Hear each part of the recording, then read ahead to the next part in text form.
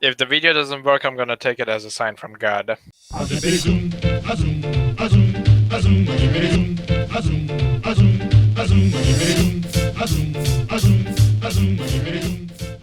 Alright, so this video is called How People Are Dying of Whiteness Amid COVID-19. And that footage was in World War I. Let me guess, we're using mustard gas again. The GOP is making the lives of its own support base expendable. You're basically cannon fodder in this bigger struggle.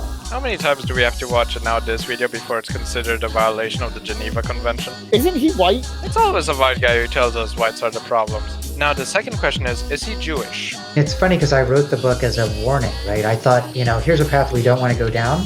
So it wasn't like I was trying to call people idiots or racists. I wrote the book as a warning sign to say, we're starting to go down this bad path and nobody's benefiting. Instead, the arguments of the book, the themes of the book, are the same ones that are now being used by the Trump administration to set national policies. And so the whole country right now is dying of whiteness. What was this guy's name again? Who gives a what his name is? He's an... No, I'm pretty sure Z's trying to see if he's Jewish. Oh, God. Really? Does it matter?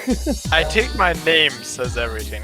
I also think that the racial dimensions of this are completely unavoidable. In a lot of those pictures from Michigan, you saw white, militarized protesters coming in with AR-15s and other kinds of semi-automatic weapons. AR-15s are the weakest rifles out there. He's pointed out AR-15s once again, how deadly and so forth, and it's like, no. My favorite thing is to say to people, okay, name me a military in the whole world that uses AR-15s. Oh, none?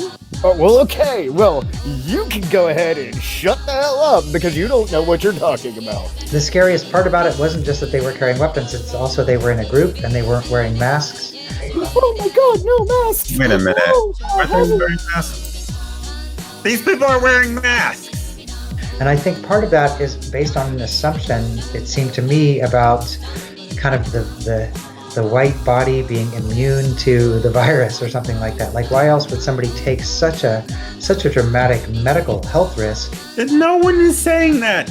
Sure, there are some idiots who aren't social distancing and aren't wearing masks, and they're being complete effing morons. But come on, most of the people who are protesting against this, most of the people who want to reopen the country, they aren't like those people who are just being complete idiots. They just want the country to open so they can make money. I could seriously go get in the car and die a lot faster, or I could get hit by lightning, because where I live is the lightning strike capital of the world, so I have a higher chance of dying from that. Yeah, but you're also in Florida. That doesn't count. I could get eaten by a meth head.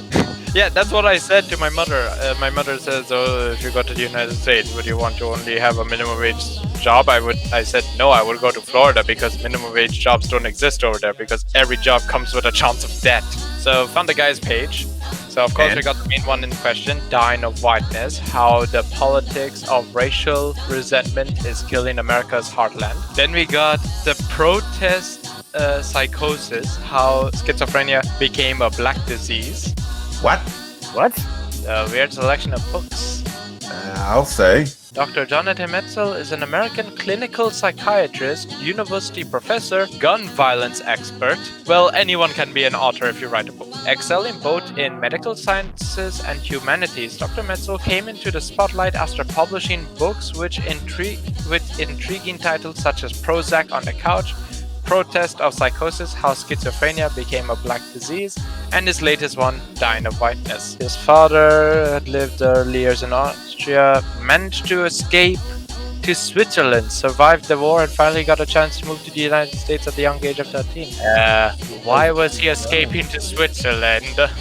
Could it have anything to do with having a big nose? Or being a doctor, or being an ass in the modern world, or looking white but then ethically allowed to bash white people. Let's put ethically in the quotation marks. By the way, for those who are watching this video, I don't hate Jews. None of us hate Jews. We're just making jokes. Less access to healthy food. Oh, cut the bull. They have access to healthy food. They just don't want to buy the healthy food. I was going to say, I spent, when I was in high school and, doing the drumline thing, and then when I was in college and post-college, I spent a lot of time hanging out in the hood. yeah, there is like right around the corner, there's a Whole Foods. You can get healthy food. They just don't buy it. Yeah, exactly. I mean, is healthy food more expensive? Yes, it is somewhat more expensive.